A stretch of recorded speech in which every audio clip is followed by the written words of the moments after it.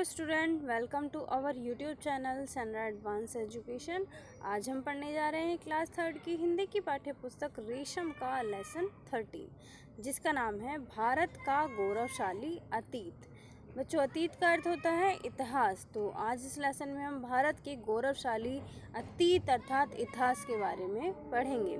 इस लेसन को शुरू करने से पहले इस लेसन में आए कुछ कठिन शब्दों को हम पढ़ेंगे। जैसे ये शब्द अर्थ दिए हैं इस लेसन में आए कठिन शब्द हैं।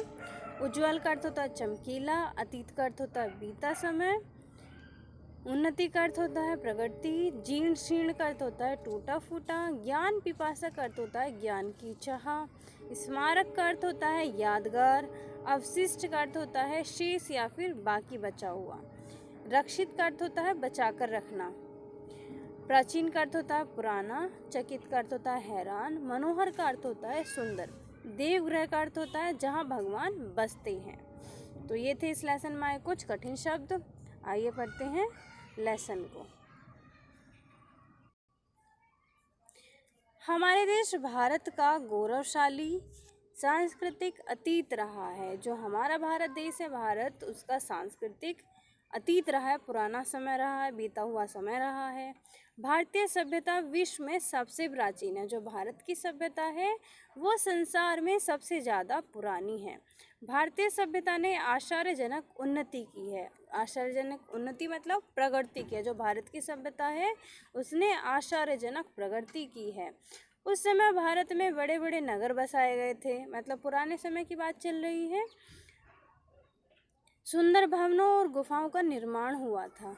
विश्व प्रसिद्ध विश्वविद्यालय शताब्दियों तक मानव की ज्ञान पिपासा शांत करते रहे हैं। जो विश्वविद्यालय हैं, यूनिवर्सिटीज़ हैं, क्योंकि यूनिवर्सिटीज़ जो होती है रिसर्च करती रहती हैं, तो ज्ञान पिपासा, मानव की जो ज्ञान की चाह है, वो क्या जानना चाहता है, जानने की जो इच्छा है, जिज्ञासा है, उसको शांत करने की पूरी कोशिश करते रहे हैं, उसको शांत करते रहे हैं।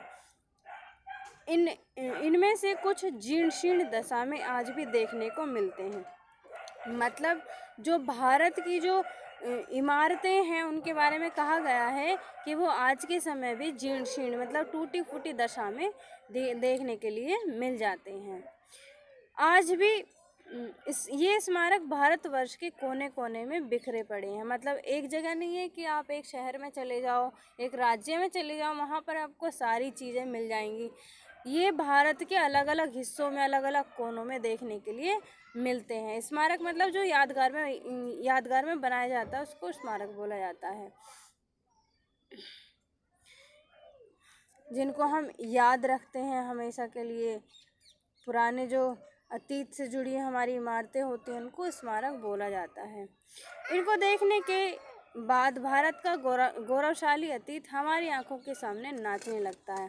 जब हम इनको देखते हैं तो हमारे सामने भारत का एक गौरवशाली, मतलब जिस पर हमें गर्व होता है, गौरवशाली अतीत, पुराना समय, इतिहास हमारे सामने आ जाता है। तो अब हम बात करते हैं अजंता की गुफाओं के बारे में। अजंता की गुफाएं महाराष्ट्र प्रदेश में स्थित हैं। जलगांव स्टेशन से 48 किलोमीटर की दूरी पर अजंता नामक एक गांव है। जलगांव स्टेशन से 48 किलोमीटर दूर एक अजंता नाम का एक गांव है। उस गांव के पास 100 मीटर ऊंची चट्टान को काटकर गुफाओं का निर्माण किया गया है। तो किस तरीके से ये बनाई गई हैं? 100 मीटर की ऊंची चट्टानों को काट करके ये जो गुफाएं हैं, अजंता की गुफाएं हैं, उनको बनाया गया है। कुल मिलाकर गुफाओं की संख्या 32 है। इनमें से 29 विहार हैं। मतलब टोटल जो है वो तो 32 है, लेकिन 29 इनमें से विहार हैं जहाँ बौद्ध सन्यासी परमार्थ चिंतन किया करते थे। शेष 3 गुफाएं उपासना के लिए हैं। ये उनको चैतन्य कहते हैं। मतलब जहाँ पे जो 3 शेष गुफाएं हैं जो उपासनाएं के लिए बनाई गई हैं, उपासना करते हैं, जहाँ पर उपासना की जाती थी, उनको चैतन्य कहा जाता है।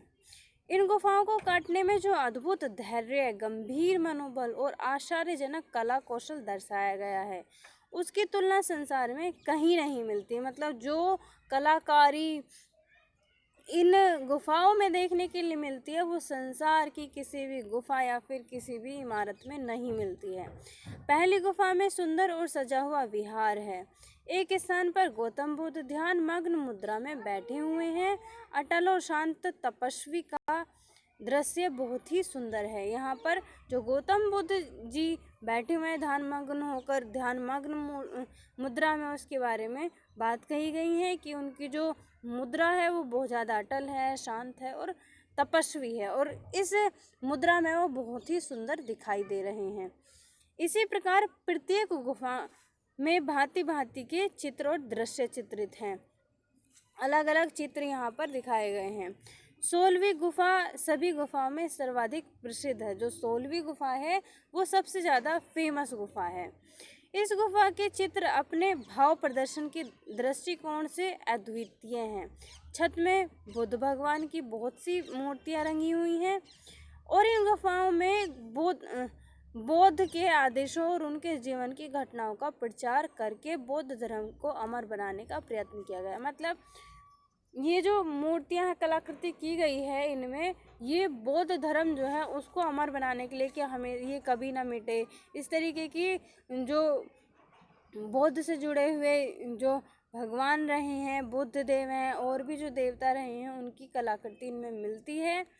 प्रचार प्रसार के लिए ये गुफाएं बनाई गई थी, बौद्ध धर्म के प्रचार प्रसार के लिए बनाई गई थी, ताकि जो बौद्ध धर्म है वो हमेशा अमर रहे। एलोरा की गुफाएं। एलोरा में पर्वत के बीच गुफाओं का निर्माण किया गया है। जो एलोरा है वहाँ पर पर्वतों के बीच में गुफाएं बनाई गई हैं। उन गुफाओं के अंदर बौद्ध, हिंदू और जैन तीनों धर्मों के मंदिर बने हुए हैं। उसमें तो बौद्ध धर्म से रिलेटेड मिलता है देखने के लिए, लेकिन यहाँ पर बौद्ध, हिंदू और जैन तीनों धर्मों के मंदिर मिलते हैं। इनकी रचना चट्टान को काट कर की गई है। इन मंदिरों को देखकर यात्रियों के हृदय में आनंद और श्रद्धा का सागर हिलोरे मारने लगता है। जब यात्री इन गुफाओं को देखते हैं तो उनको अलग सी फीलिंग आती है, आनंद और श्रद्धा का सागर उनके मन में हिलोरे मारने लगता है। जो आध्यात्म है उसके प्रति उनकी जो श्रद्धा है वो उमड़ पड़ती है। एलोरा की गुफा मंदिर महाराष्ट्र प्रदेश में स्थित हैं। ये भी महाराष्ट्र में स्थित हैं। कहाँ पर है ये आप रास्ता बताया गया है कि किस तरीके से यहाँ पर जा सकते हैं, कैसे ये सिचुएटेड हैं। मनमाड नामक स्टेशन से हैदराबाद को जो रेलवे लाइन जाती है उस पर औरंगाबाद स्टेशन है। एलोरा नामक गांव वहाँ से 21 किलोमीटर दूर है। उस गांव में लगभग 1 किलोमीटर दूरी पर ये गुफा मंदिर बने हुए हैं। ये लगभग 2 किलोमीटर तक चले गए हैं। किसी समय यह स्थान एक प्रसिद्ध तीर्थ स्थान समझा जाता था, जहाँ लाखों बौद्ध, जैन और हिंदू यात्री एकत्र होते थे। मतलब एक समय था जब यह बहुत फेमस तीर्थ स्थान था। यहाँ पर बहुत सारे बौद्ध, जैन और हिंदू यात्री इकट्ठा हुआ करते थे। एलोरा में दक्षिण से उत्तर तक कुल 34 गुफाएं हैं। इसमें 34 गुफाएं हैं सारी। बौद्धों की गुफा मंदिर में विश्वकर्मा सबसे अधिक प्रसिद्ध हैं। जो विश्वकर्मा हैं वो सबसे ज़्यादा फेमस हैं। इस मंदिर में बौद्ध धर्म की अनेक मूर्तियां हैं। बौद्ध धर्म से रिलेटेड इसमें बहुत सारी मूर्तियां हैं, जिनके वस्त्र तथा आभूषणों को देखकर उस समय की सामाजिक अवस्था का ज्ञान होता है। जिनको देख करके, जो वस्त्र उनको पहनाए गए हैं उनको देख करके हम उस समय की, जब ये बनाए गए थे उस समय की सामाजिक जो स्थिति है, सामाजिक जो अवस्था रही है, उसके बारे में हम पता लगा सकते हैं। यहाँ पर जैनियों का सबसे प्रसिद्ध इंद्र सभा मंदिर है। इसमें कई बरामदे, कई देवगृह है। देवालयों में जैनियों के आराध्य देव 24वें तीर्थंकर महावीर की मूर्ति बनी हुई है। उसकी सजावट अपूर्व है, मतलब उसकी सजावट बहुत सुंदर है।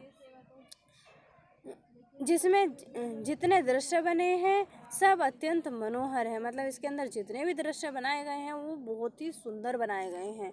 एलोरा के सभी मंदिरों में कैलाश मंदिर प्रधान है। जो सबसे बड़ा मंदिर है, मुख्य मंदिर है, वो कैलाश मंदिर है। पहले एक बड़ी चट्टान को काटकर अलग कर दिया गया, फिर उसके आंतरिक और बाहरी भाग को तराश कर यह मंदिर बनाया गया। मतलब पहले तो एक चट्टान को काटा गया, उसके बाद फिर उसको अलग कर दिया गया, उसके बाद उसको तराशा गया, बहुत सुंदर तरीके से तराश करके ये कैलाश मंदिर का निर्माण किया गया। इस मंदिर का आंतरिक भाग नाना प्रकार के चित्रों से भरा हुआ है, अलग अलग चित्र इसके अंदर मिल जाते हैं। एलोरा में पत्थर खुदाई का काम इतनी कुशलता से किया गया है कि उसे देखकर आधुनिक कलाकारों की बुद्धि चकरा जाती है। मतलब इतनी अच्छे तरीके से कलाकृति की गई है, इतने सुंदर तरीके से तराशा गया है, पत्थरों की खुदाई इतने सुंदर तरीके से की गई है कि जो आज के कलाकार हैं, आधुनिक जो कलाकार हैं, वो भी चकरा जाते हैं कि किस तरीके से उस समय इन गुफाओं का निर्माण किया गया, इतनी कलाकृति का सृजन किया गया। यह मंदिर जिसमें शिव जी की स्थापना की गई है, भारत का भवन निर्माण कला का सुंदर नमूना है। अब हम बात करते हैं सांची स्तूप की। विश्व का भ्रमण करने वाले लोगों का मानना है कि मिस्र के पिरामिड को छोड़कर कोई ऐसी इमारत नहीं है जिसे देखकर हृदय में इतना आश्चर्य तथा आदर उत्पन्न हो जितना सांची के स्तूप को देख करके होता है। मतलब जो लोग पूरे देश का, संसार का भ्रमण करते हैं, टूर करते हैं, घूमते हैं, वो लोग ऐसा मानते हैं कि अगर संसार में मिस्र के पिरामिडों को छोड़कर किसी दूसरी इमारत बहुत ज़्यादा सुंदर है, देख करके अच्छा लगता है, आश्चर्य होता है, आदर उत्पन्न होता है, तो वो है सांची के स्तूप। मध्य प्रदेश की राजधानी भोपाल के समीप सांची नामक एक गांव है। मतलब कहाँ पर है ये? भोपाल की राजधानी मध्य प्रदेश की राजधानी जो भोपाल है उसके समीप एक गांव है जिसका नाम सांची है। भोपाल से 31 किलोमीटर दूर सांची रेलवे स्टेशन है। सांची का सबसे बड़ा स्तूप भी अन्य स्तूपों की तरह पानी के बुलबुले का आकार का है। मतलब जो स्तूप है ये भी बाकी जो स्तूप हैं उन्हीं की तरह पानी के बुलबुले, जैसे पानी का बुलबुला होता है ना, उसी आकार का भी ये स्तूप है। पानी के बुलबुले की तरह ये स्तूप जीवन की नश्वरता का स्मरण कराते हैं। जो स्तूप हैं ये जीवन की नश्वरता, मतलब जो जीवन है वो नाशवान है, ये हमें बताते हैं। जब पानी का बुलबुला पानी की नश्वरता को हमें बताता है, उसी प्रकार से ये भी हमें जीवन की नश्वरता की याद दिलाते हैं। गौतम बुद्ध की किसी विशिष्ट वस्तु को रक्षित रखने अथवा किसी पवित्र घटना या स्थान का स्मरण कराने के लिए बौद्ध धर्म में ये स्तूप बनाए जाते थे। मतलब या तो जो भगवान बुद्ध हैं उनकी कोई स्पेशल चीज़, कोई वस्तु, विशिष्ट वस्तु को बचा कर रखने के लिए, या फिर किसी पवित्र घटना या स्थान को याद कराने के लिए जो बौद्ध धर्म में इस तरीके के जो स्तूप थे वो बनाए जाते थे। चीनी यात्री फायान ने लिखा है कि सांची वह स्थान है जहाँ पर बुद्ध भगवान ने पवित्र पीतवर्ण के पेड़ को लगाया था। पीतवर्ण का पेड़ लगाया गया था बुद्ध भगवान जी के द्वारा। ये चीनी यात्री हमें बता रहे हैं कि सांची जो स्थान है वहाँ पर भगवान बुद्ध ने पवित्र पीतवर्ण का पेड़ लगाया था। कहा जाता है कि यह पेड़ सदा 7 फुट ऊंचा बना रहता है और यदि काट भी डाला जाता है तो फिर भी बढ़कर उतना ही हो जाता है। ये माना जाता है कि जो वृक्ष है, जो पेड़ है, पीतवर्ण का पेड़, इसकी जो ऊंचाई है हमेशा 7 फुट रहती है और अगर इसको काट दिया जाए तो फिर से ये बढ़कर उतना ही हो जाता है। सांची में अनेक स्तूप हैं। मतलब सांची जगह जो है वहाँ पर और भी बहुत सारे स्तूप हैं। उनमें सबसे बड़ा स्तूप अशोक द्वारा बनवाया गया था। उसके चारों ओर 4 तोरण हैं। जो अशोक जी के द्वारा बनाया गया था, सम्राट अशोक के द्वारा जो स्तूप बनाया गया था उसमें 4 तोरण हैं। इन फाटकों की आंतरिक और बाहरी कारीगरी को देखकर यात्री मंत्र मुग्ध हो जाते हैं। मतलब जो अंदर कलाकृति की गई है या बाहर जो कारीगरी की गई है उसको देख करके जो यात्री हैं वो मंत्र मुग्ध हो जाते हैं। खम्भों और चौखटों पर बुद्ध भगवान के जीवन संबंधी अनेक चित्र खुदे हुए हैं और जो खम्भे हैं या फिर चौखट हैं तो उन पर भगवान बुद्ध जो थे उनके जीवन से रिलेटेड कलाकृति की गई है। तो ये था आज का लेसन। इस लेसन के अंत में मुझे आपसे एक क्वेश्चन पूछना है जिसका आंसर आपको कमेंट बॉक्स में टाइप करके हमें देना है। तो क्वेश्चन ये है कि जो सांची के स्तूप हैं वो कौन से राज्य में हैं, कौन से राज्य में है और कौन सी जगह है। आप ये हमें इसका आंसर हमें कमेंट बॉक्स में ज़रूर देंगे। वीडियो अच्छी लगी हो तो वीडियो को लाइक करना, और अगर आपने हमारे चैनल को अभी सब्सक्राइब नहीं किया है तो चैनल को सब्सक्राइब करना ना भूलें। Thank you.